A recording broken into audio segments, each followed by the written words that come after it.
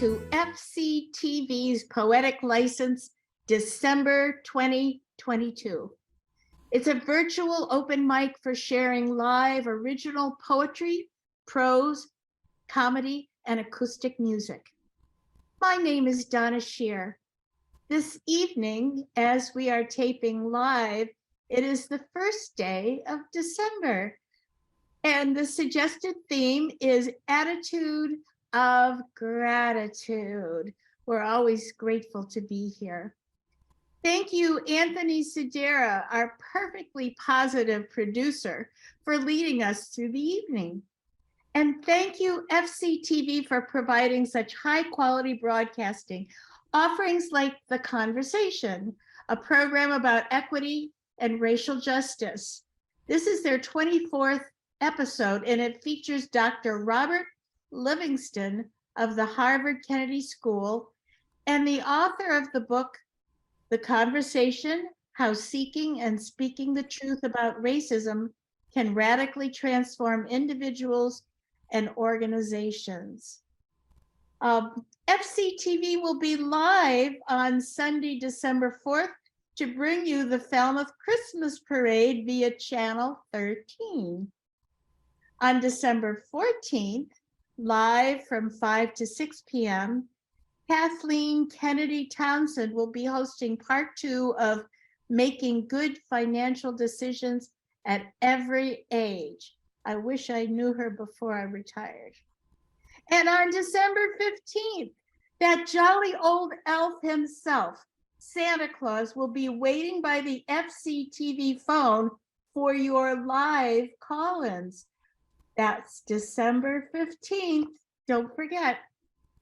These are just a few of the wonderful programs on FCTV. Right now and until the end of 2022, we are having our annual fundraising appeal. So much good work comes from this nonprofit organization. So FCTV, all of us here, everyone who works and volunteers for the place would very much appreciate your support. You can always go to fctv.org to find all this information in fuller form.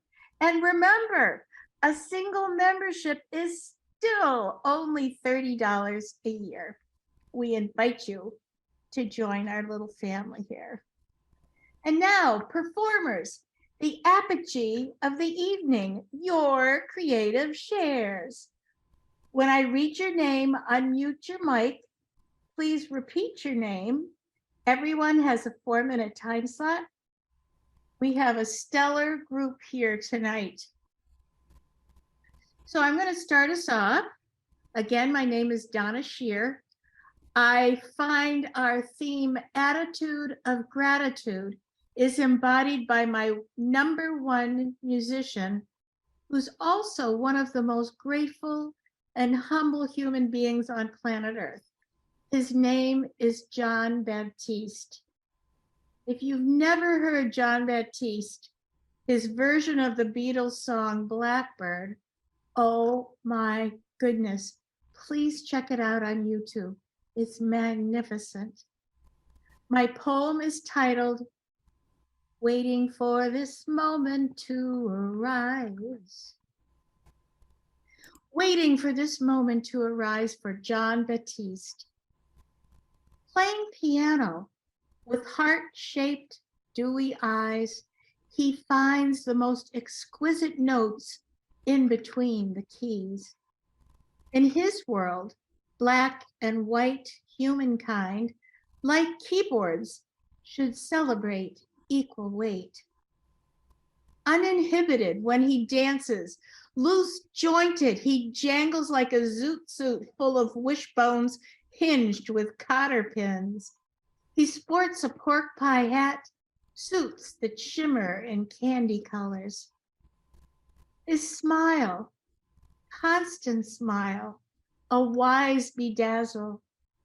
His voice converts us. We rise on love. Believe, he tells us. Sadness, illness, loss don't matter. Long as you believe whatever comes next, gonna turn out just fine. And he surprises us with joy, with the earnest chiming of an old soul in a young body. Yes, indeed. We gotta unchain our holy selves from want and needless worry. Twine like vines around our birds' sweet songs.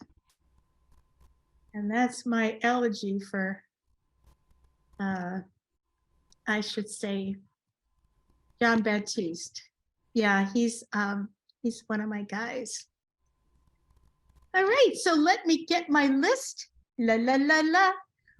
Wayne Stuke, you are going to be strumming first of all. Thank you.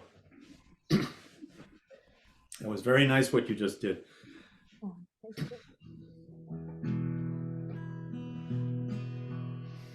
Title of the song is The Attitude of Gratitude. After that, it goes off on a wild journey somewhere.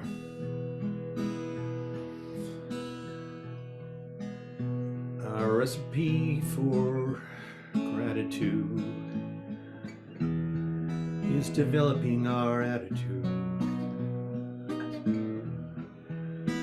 It's like a house we live in on our specific longitude and latitude. Attitudes are taught. Some sadly promote fear and hate, as we often read about, see on film, or catch on the weekend update.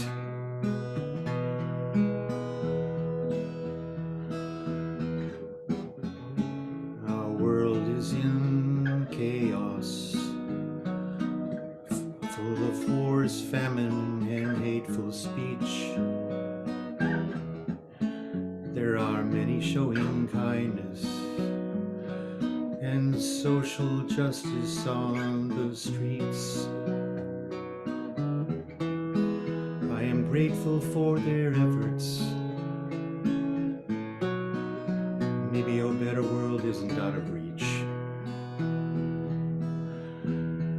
I was taught not to believe in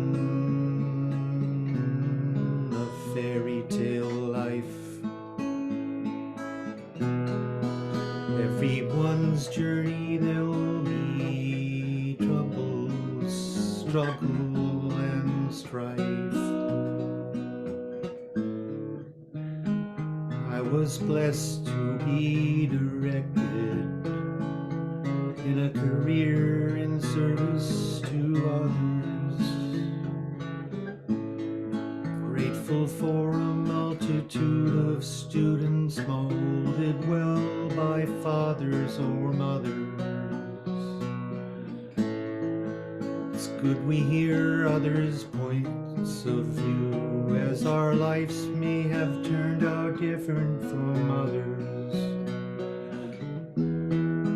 So here's 4 or 5 more gratefuls upon this Thanksgiving season of family affairs. I'm grateful for my partner, whose love and patience seems to have no end. I'm grateful for my whole family and loads of lifelong friends. Thankful I'm very active and favorite activities are not in the past. For being snatched from a broken family when I was a baby to one with more love and far less cares and ills. And in case there's a God, I'll be thanking Him still. I know I've long been a dreamer, with eyes open all along, and remembering feeling gratitude maybe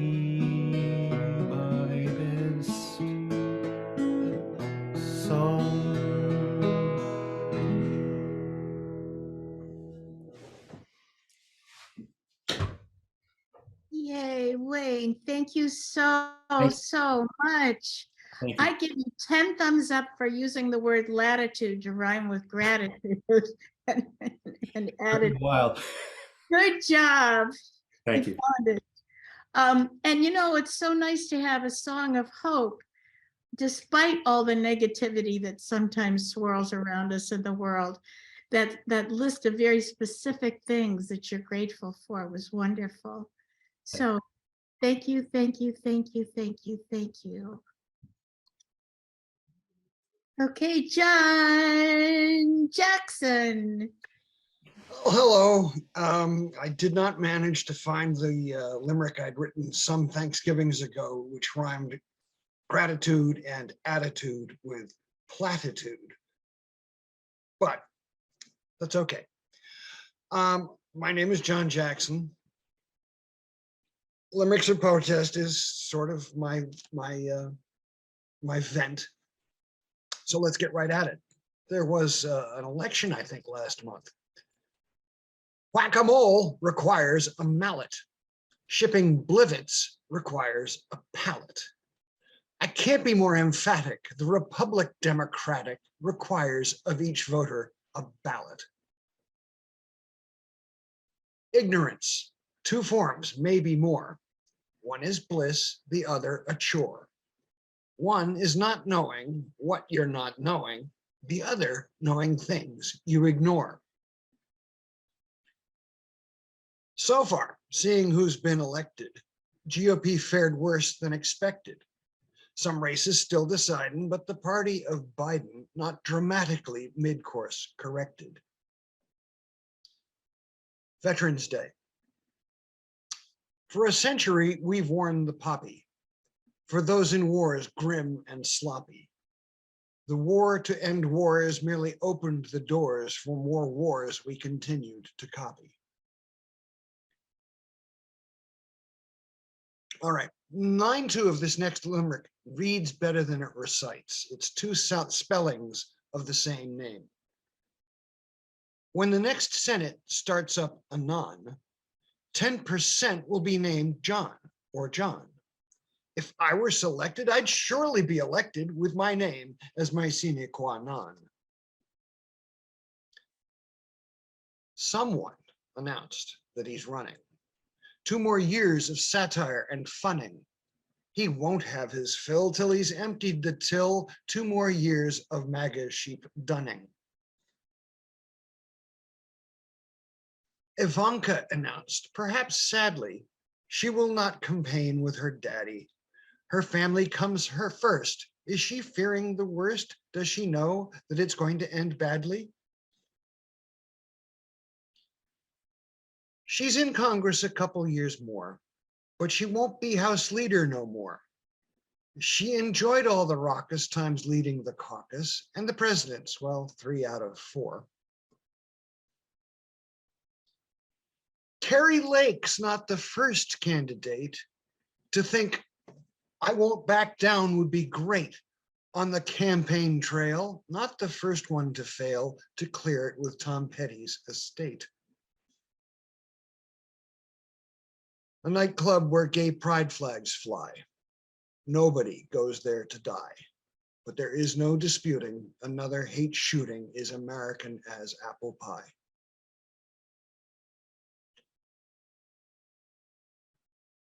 Musk's business sense well respected. How to make up for twits who've defected?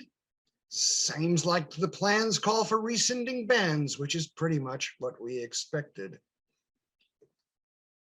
Speaker McCarthy's first contribution, reading aloud the US Constitution. It will mean a delay of at least a day to his leadership by retribution.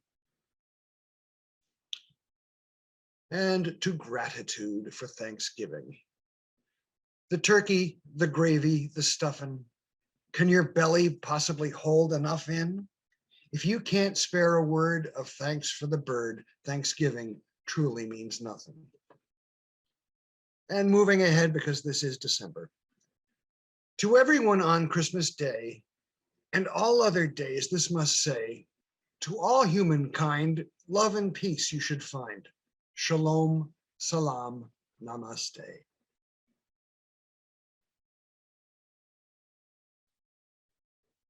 Thank you.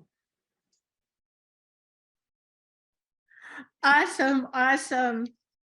Whack-a-mole. Always good word to put in a limerick there. Get things off with a hammer, yes. Absolutely. But my favorite one is the Nancy Pelosi one without even saying her name. You got it all in. That was great. Yeah, she had a good run. Yes, she did. She did.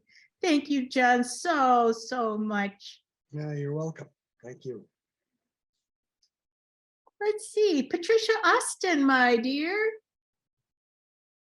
I wonder what wonders she will. Hi, Yes. I'm Patricia Austin, and this theme of our attitude to gratitude, or the attitude of gratitude, I have only one small poetical essay titled, "Did the Devil Make Me Grateful?" Did we begin to believe in demons when we began to feel guilt because we could not fulfill our compassionate impulses? Compassion appears to be an innate quality within humanity, antithetical to our concept of wild nature. The pesky itch that says, "Don't be stingy, help your neighbor," living right alongside the fear that says, "We will not have enough, we will not survive." Did that create an untenable situation? One that caused us to outsource the problem to a new class of reality upon which all our weaknesses could be blamed?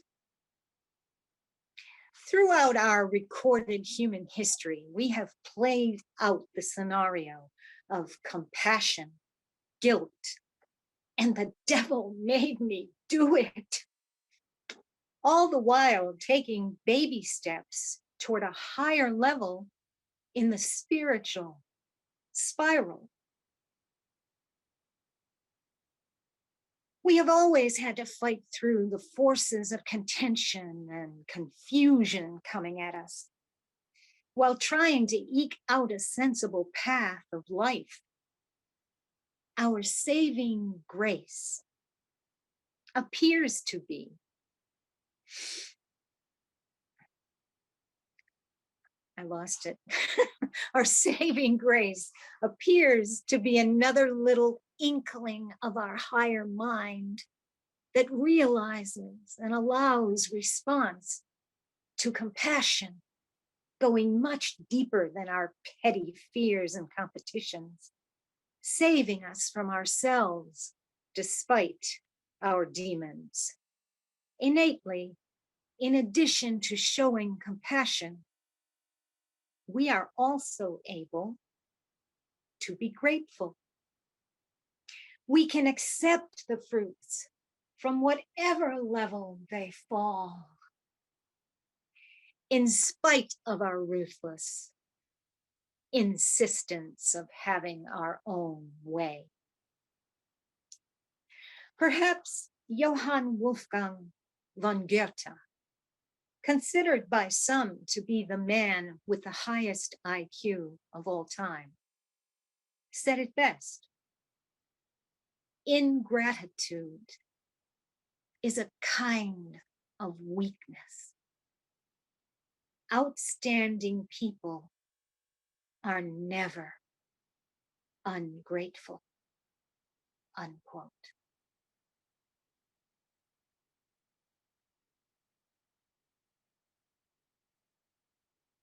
And that's it.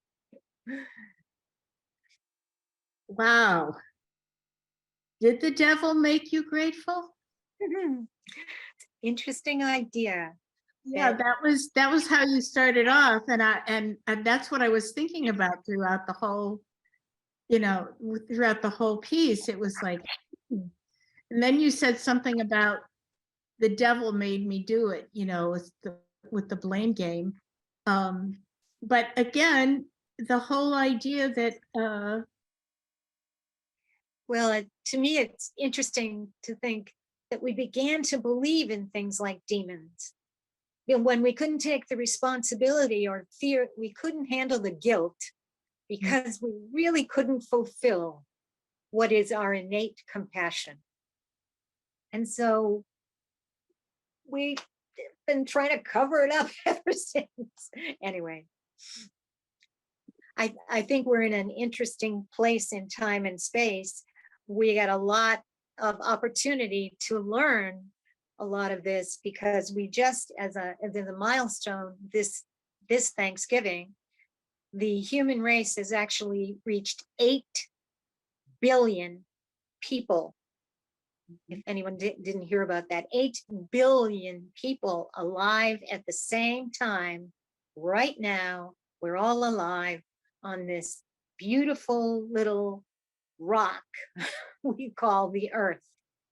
And I don't think I've read anything about the Earth expanding. So it's the same size, and we are now 8 billion of us. And we have to share the resources and keep on going. So we're going to have to learn what our true level of gratitude and compassion really is. I hope. Thank you, Patricia. Okie doke. Thank you so much. Let's see. Guess what? Tom Padavano, you are the lucky one, and I hope you make us all laugh really hard. At this point, I'd like everybody to unmute, just because when we have someone doing comedy, it's nice to hear people respond.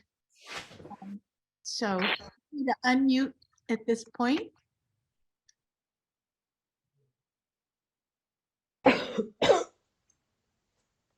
Okay. Should I start? And your mark, get set, go. Okay. Gratitude. I asked my Uncle Chooch if he was thankful for anything. He said, yeah, that I'm not you. Then he said, because of inflation, that's why the turkey was stuffed with IOUs. Now, I don't like large gatherings. I'm a private person. I just had printed 1,000 none of your business cards. Yeah, that's the kind of person I'm that way. And do people have to know everything about me? Do they have to know that I learned how to scuba dive just to ask the Little Mermaid out on a date? Why do people have to know that? They don't have. Well, listen, I am thankful for my relatives, even though they're a little unusual. Like, I have this Uncle Servo. He's a waiter, but now he's in jail. He used to serve food.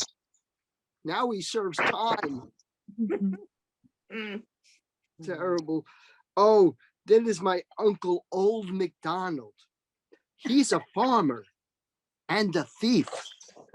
He robbed the bank, but they easily caught him when he drove away in his getaway tractor.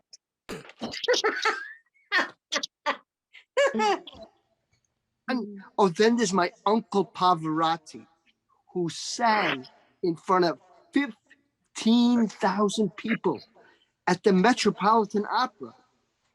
Okay, they did drag him off stage because he's the janitor. But he still did it. Oh, then there's my great uncle, Alexander Bell Padavano. He really invented the phone. And when he made his first call, the woman that picked up said, "How'd you get this number, you creep?" This is an amazing man. And I get unusual gifts during the holiday season. Yeah, like my uncle Chooch, he gave me plastic seeds to grow plastic flowers. Then one year he got me tasteless salt. What is that worth? Oh, then he bought me glow in the dark camouflage. Doesn't make sense. And then he got me something I thought was kind of mean. Crazy glue nasal spray. Oh my God.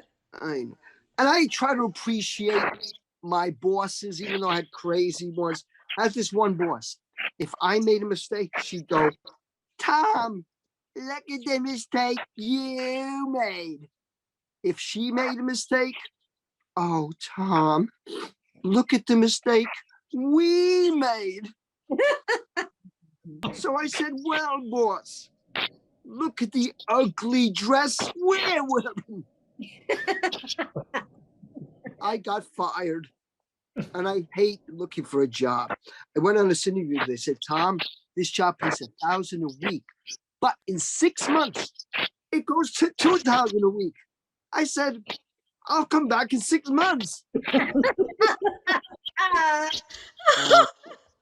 And I'm grateful for my parents, my mother, though I remember once she said, Tommy, I'm tired of cleaning up after you. And I got so upset. It was on my 45th birthday. Terrible, you know? And I was a terrible student. The teachers, they were kind of rough. Like in my gym teacher, when we played dodgeball, the gym teacher drove the dodge. Oh, my teacher made my parents write on the blackboard 100 times, we won't have more children. Hey, today is National Skeptics Day.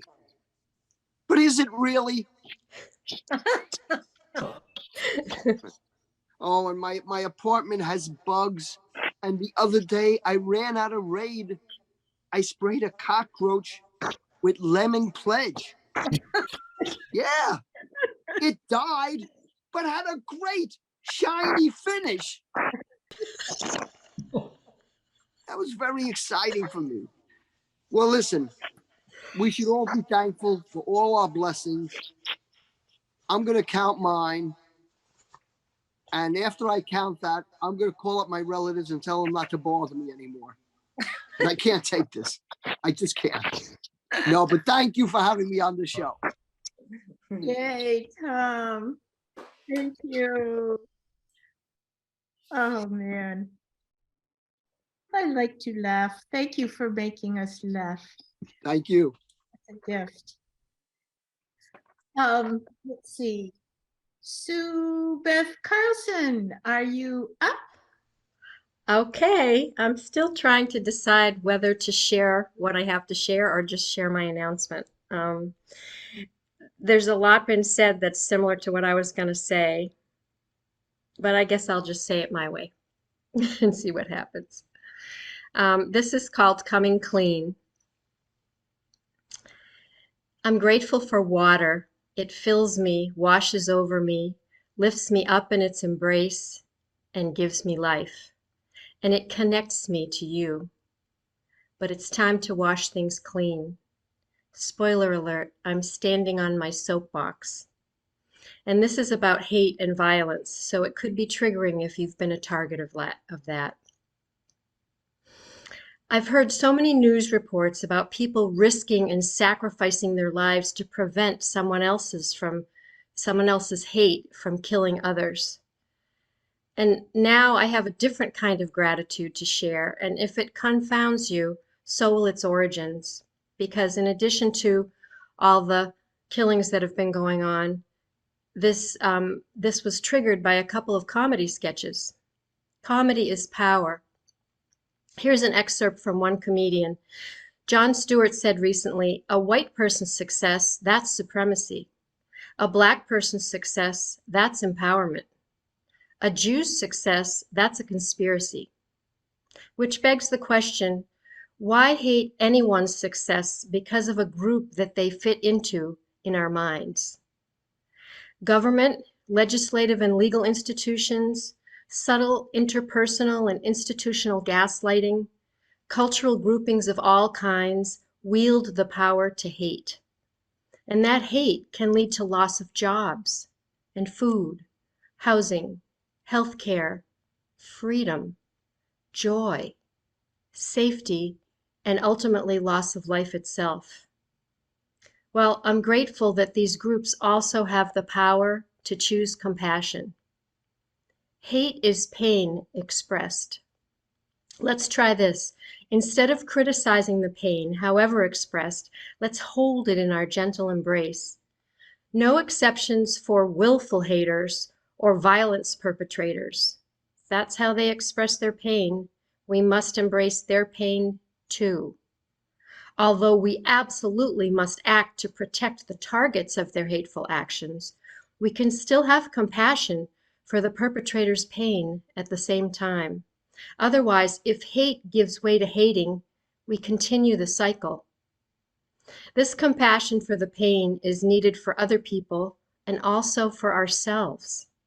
So instead of trying to kill the pain or pass it off to someone else, sometimes we need to let ourselves feel it and let it flow through us.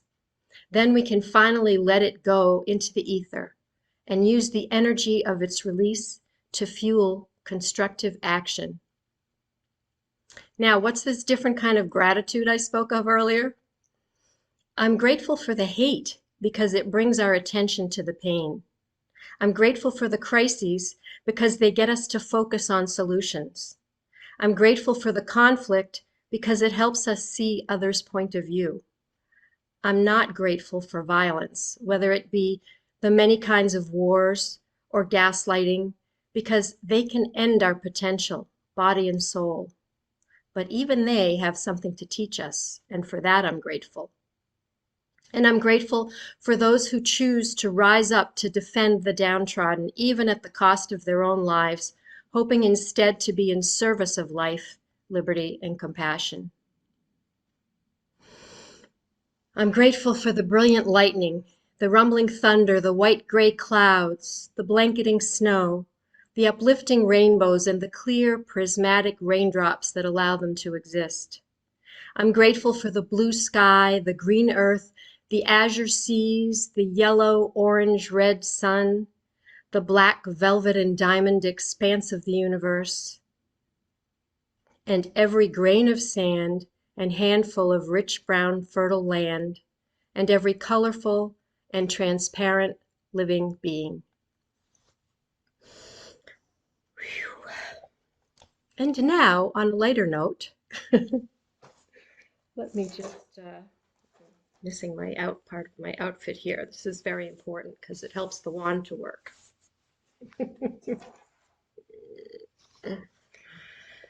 Okay.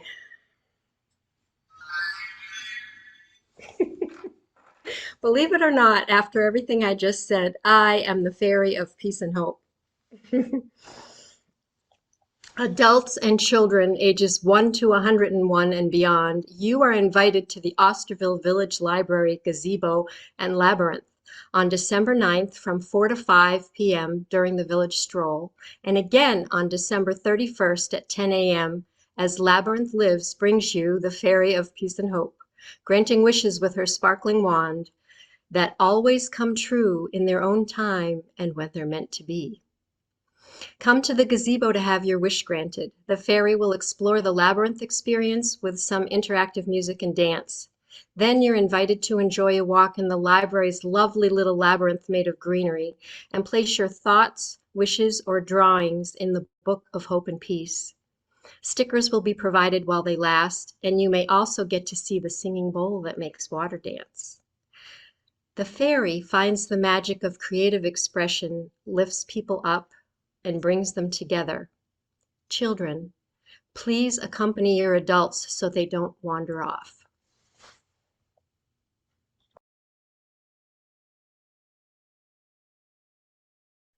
Oh, so awesome. So you are definitely the fairy of peace and hope. You know, we've known each other for a couple years now through Poetic License, but you definitely shine in so many ways. And I'm awfully glad you continue to work with those adults who might get away if they didn't have the children to hold them firm and steady. So thank you. I also like the idea of compassion for those in pain, because hating someone who is in pain doesn't do anything productive. I so buy into that. And I thank you for expressing all the things that you expressed about peace and love. So thank you, thank you, thank you, thank you, thank you, thank you, thank you.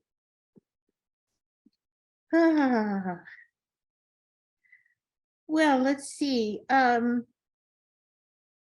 Maria Silverman, there you are.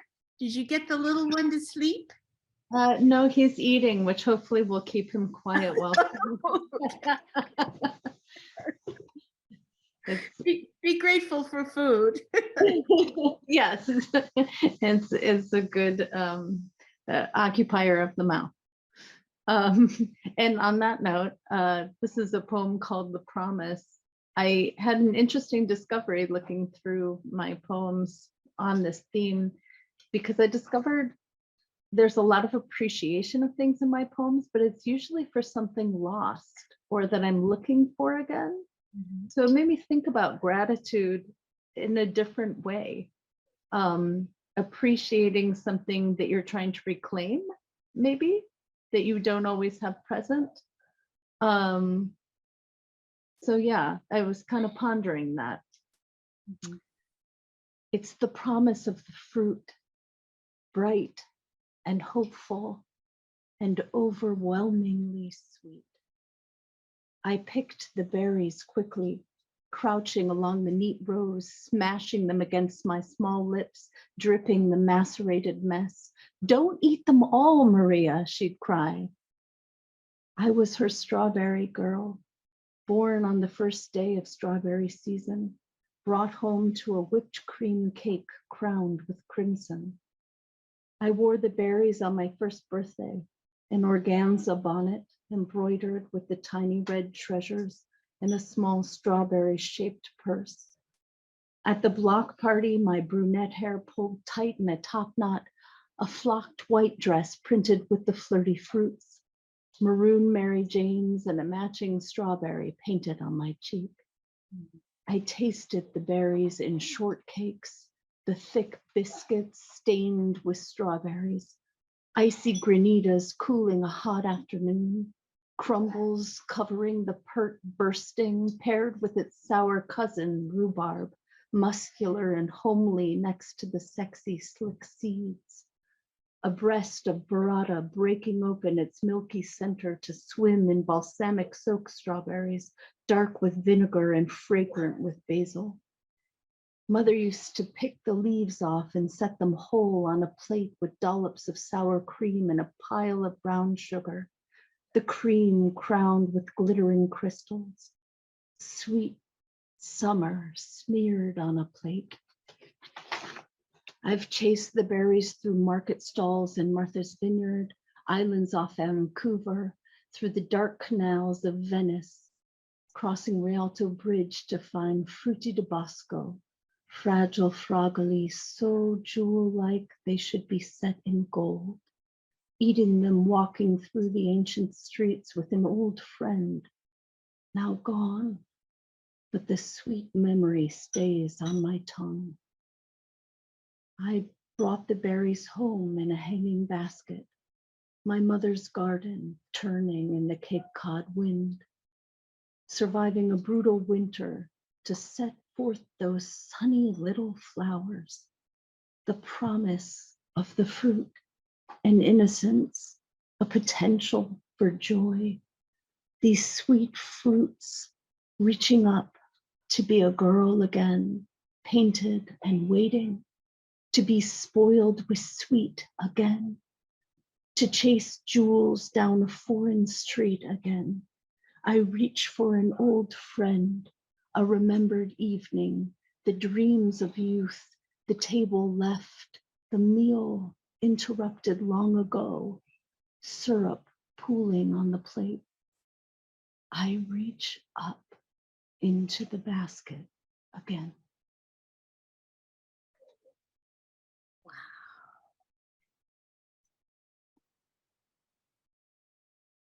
That was absolutely gorgeous. Yeah, you're making me hungry too. I think my favorite line in the whole thing was "sweet summer smeared on a plate." It's just so visual. Everything about that was visual, and the taste and the memories. Just, oh my gosh! Thank you, Maria. Thank you.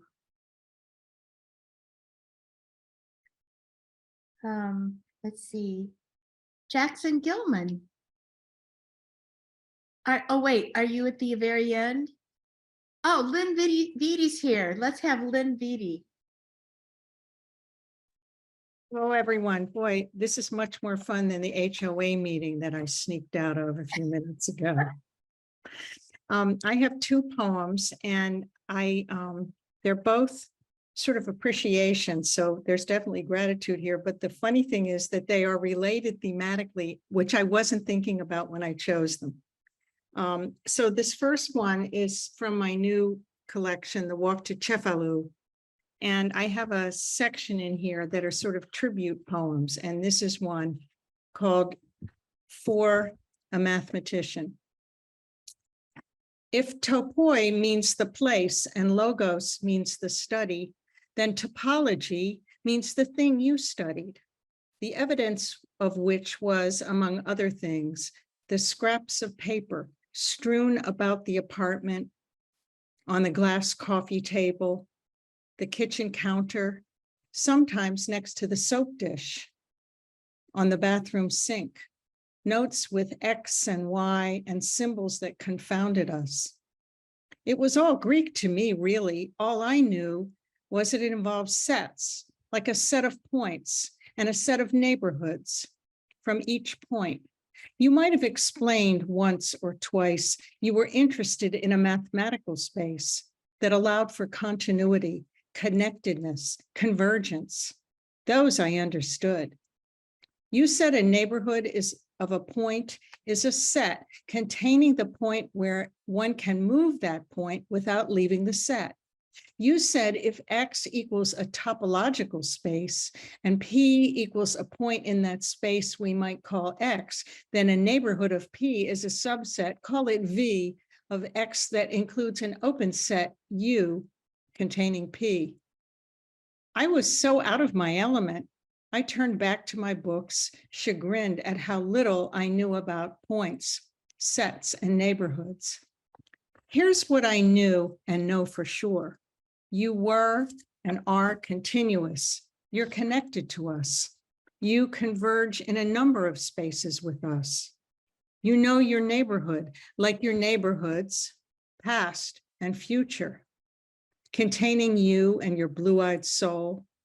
You know the points to which you can move points without leaving the set of family, friends. You're the central unifying notion of this convergence of us, who rely one way or another on you to help us map the deepest, most human things.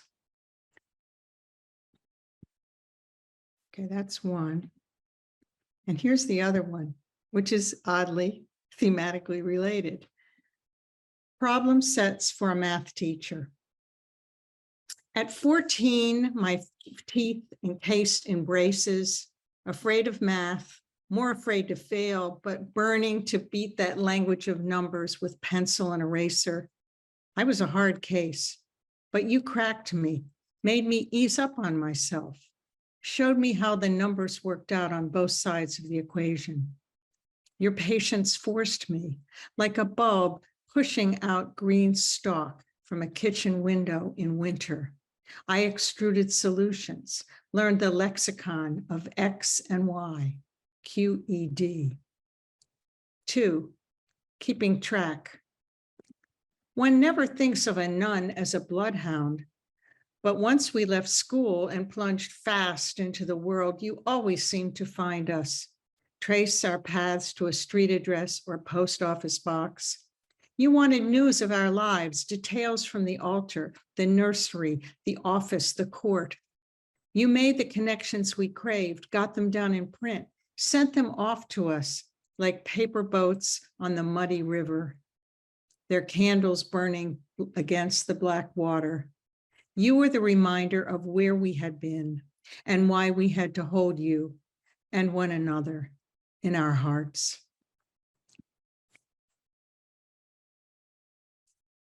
So 2 math poems. Well, from a former math phobe most of my life, when you started that first one, I could feel my pulse starting to raise because I didn't know what the heck you were talking about.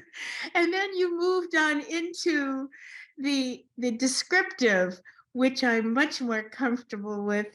And the second poem was also easier to understand, and Not about the same people, obviously, but okay, yeah.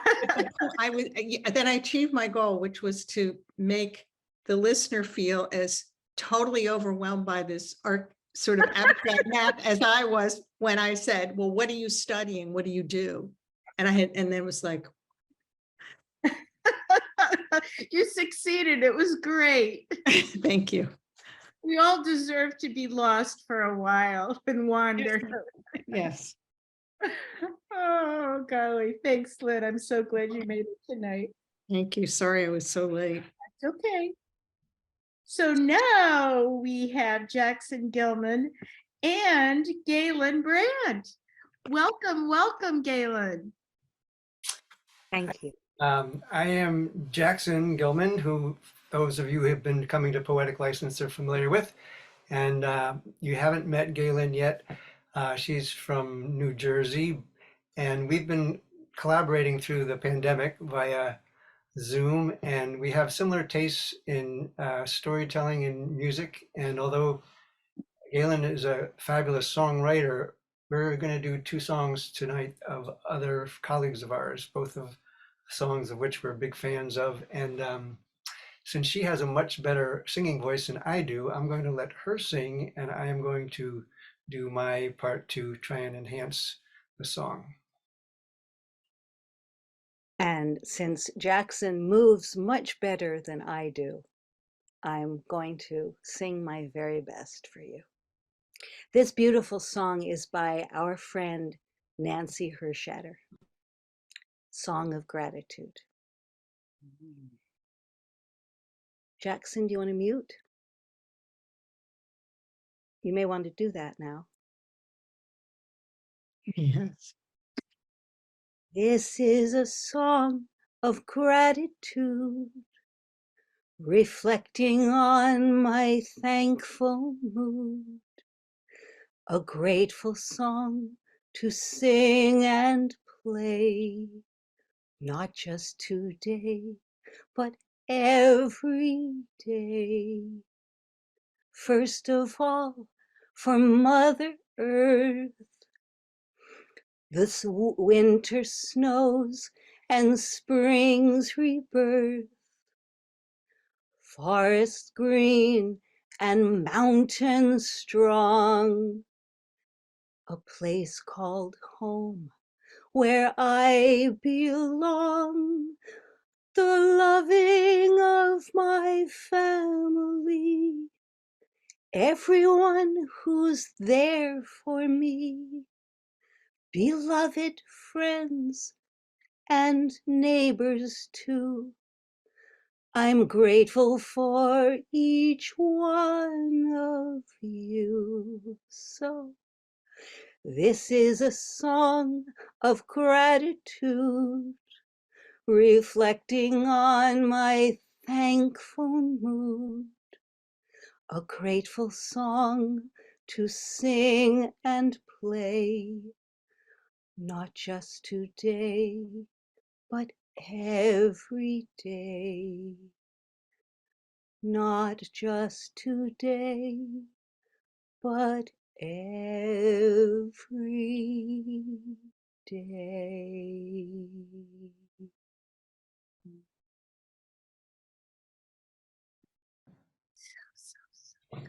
And now you see why I have Galen sing. So here's another one that's going to be even ever more appropriate as we approach the solstice, because it's going to get darker and darker, and the nights are getting longer and longer, and we have to plow through. And we can plow through with the help of this gorgeous song by another colleague of ours. Take a look. Stuart Stotts is his name. And this is a song about how even on the darkest days, the light returns. Even deep in winter, the sun will rise. Sun will rise. Sun will rise. Even deep in winter, the sun will rise. Even on the darkest days. Even deep in winter, the world will turn. World will turn. World will turn. Even deep in winter, the world will turn. Even on the darkest days. And even deep in winter, love will grow. Love will grow. Love will grow. Even deep in winter, love will grow.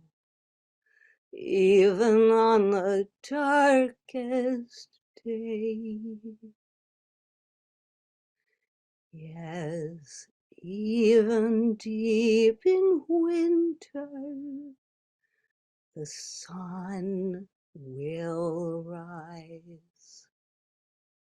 World will turn. Love will grow. Even deep in winter, the sun will rise. Even on the darkest days. Yes, even on the darkest days.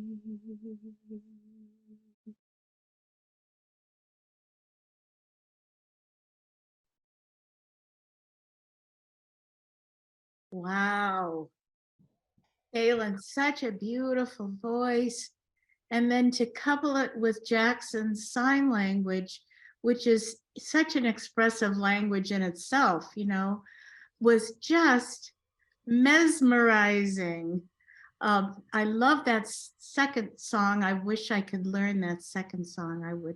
I would sing it all the time, even on the darkest days, especially on the darkest days. Yes. So beautiful. Oh my gosh. What a treasure of a night we've had. So, and something that we often notice in Poetic License, because there is a theme, there is always some kind of interweaving that goes on through whatever people decide to bring and choose to share. It's just magic. I thank you one and all. Yes. Oh, thank you, Sue.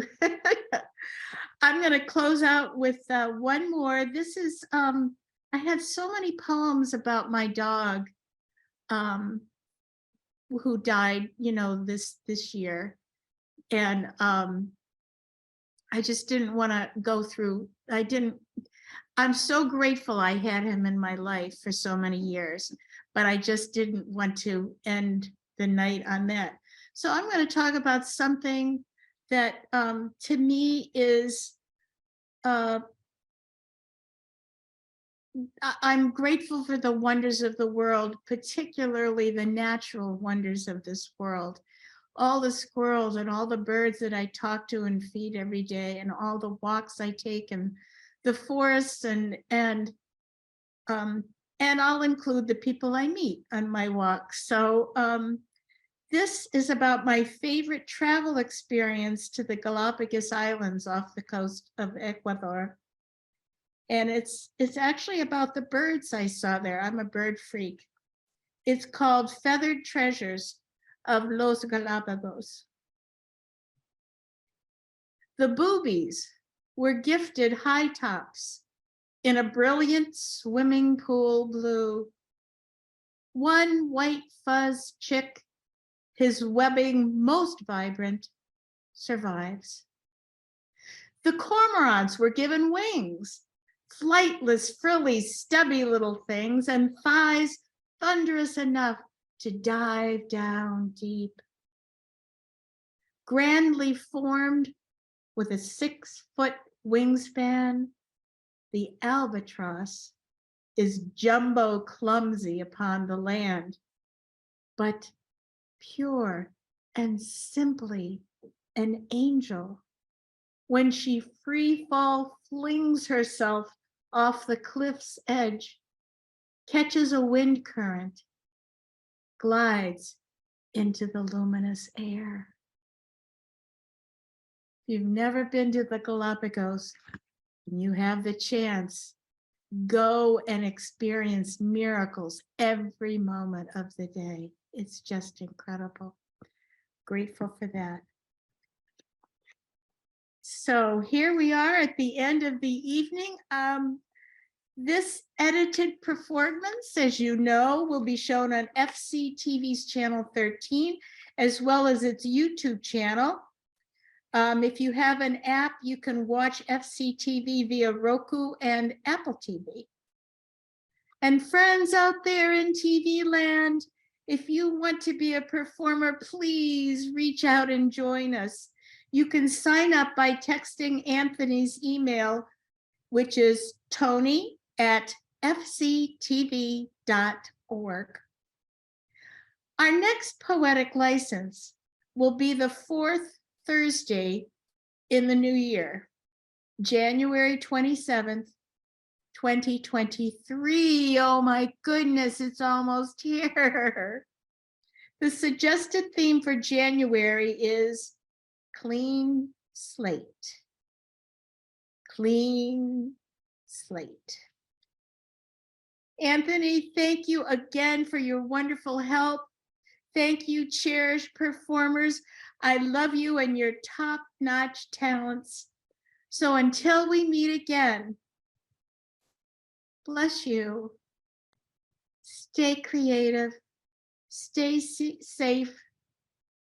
Peace. And shine on, everybody.